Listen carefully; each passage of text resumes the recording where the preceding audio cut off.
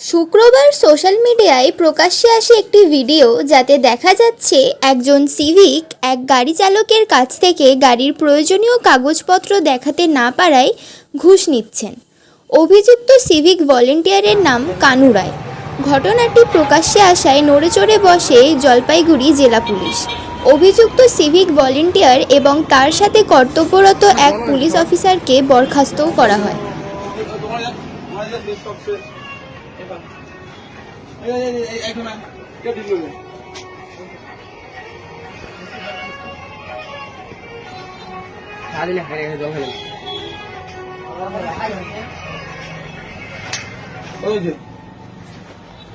ছিল উঠানোর জন্য 100 টাকা চার্জ দিয়েছে দোকানে। বলতে হবে কথা বলছিলাম। হ্যাঁ চার বলছিলাম না না 3000 কথা হচ্ছে, 3000 কথা হচ্ছে। ডাক দিন তোর নাই নাই আমাদের 1 টাকা নেই, আর যা ছিল একদম খালি পকেটে, একদম কিচ্ছু নেই।